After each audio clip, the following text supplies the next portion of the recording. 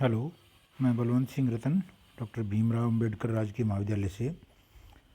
आज मैं आपको स्टैंडर्ड डेविएशन का शॉर्टकट मेथड बताऊंगा और कल मैंने आपको खंडित श्रेणी की दृष्टि से बताया था। आज मैं आपको सतत श्रेणी की दृष्टि से बताऊंगा।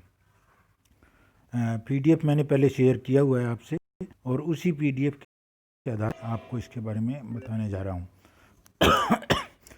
सतत श्रेणी में दिए गए मूल्य वर्गों के मध्य मूल्य निकालना हमारा पहला काम होता है। अगर आप लघु रीति अपना रहे हैं तो जितने भी मूल्य वर्ग दिए हुए हैं उनमें मध्य मूल्य आपको निकालना पड़ेगा और मध्य मूल्य निकालने के बाद आपको कोई जो है उपयुक्त मूल्य कल्पित माध्य के रूप में यानी ए के रूप में मानना पड़ेगा।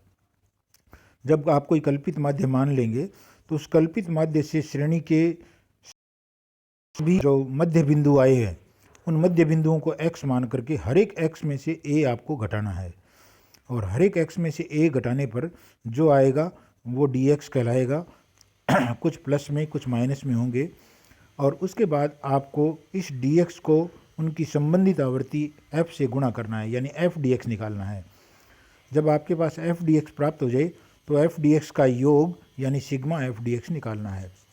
याद रखिए f dx में कुछ माइनस में होंगे कुछ प्लस में होंगे, तो आपको नेट जो है वो निकालना है, चाहे प्लस में आए चाहे माइनस में आए, आपको उसका नेट योग जो है वो निकालना है।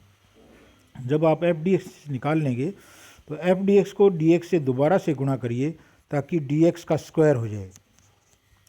जैसे इस एग्जाम्पल में -300 को -30 से गुणा करके और 9000 निकाला हुआ है, तो आपको प्रत्येक f dx को उसकी संबंधित आवर्ती f dx से जो है गुणा करना है और गुणा करके f dx स्क्वायर निकालना है और आपको इसका योग चाहिए सिग्मा f dx स्क्वायर। तो आपको तीन चीज़ें चाहिए, सिग्मा f dx स्क्वायर और फ्रीक्वेंसी का योग यानी सिग्मा f।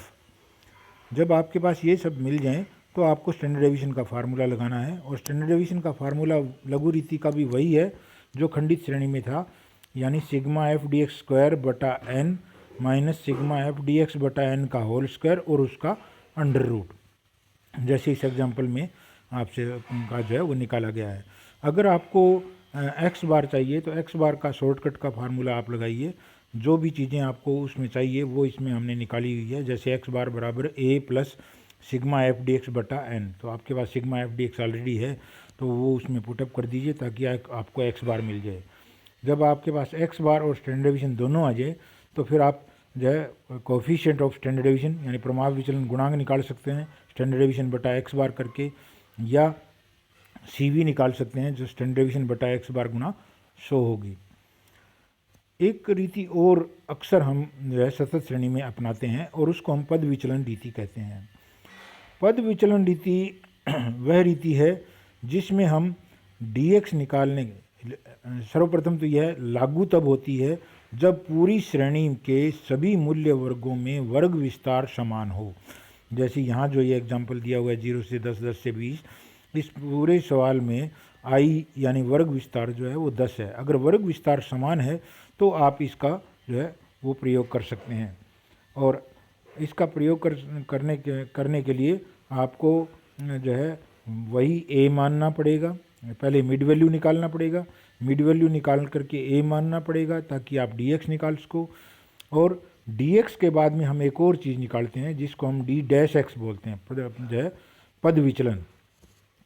पद विचलन में आप प्रत्येक dx में i का भाग दे दीजिए, जो समान वर्ग विस्तार संपूर्ण सवाल में है उस i का आप इसमें जो है भाग दे दीजिए ताकि आपके पास पद विचलन। अब इस पद विचलन को जो है वो f से गुणा करना है ताकि आप f d डैश x आ जाए।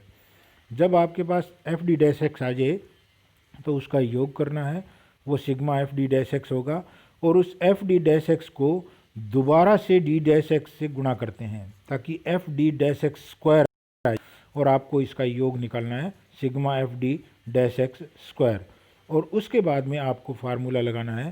फार्मूला में थोड़ा सा चेंज होगा, यानी sigma f d dash x square बटा n minus sigma f d dash x बटा n का होल स्क्वायर और इसका अंडर रूट और इसको आई से गुणा करना है, यानी जो अंडर रूट आएगा उसको आई से गुणा करना है। तो आपके फार्मूले में एक छोटा सा चेंज जो है वो आया है और इससे आप जो है वो आगे जो है सवाल कर सकते हैं। जैसे यहाँ एक और एग्जांपल है, इसमें एफ डी डैश एक्स जो है वो निकाला गया है।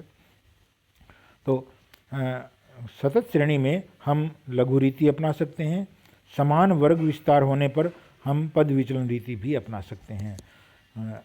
आज इतना ही। थैंक यू, धन्यवाद।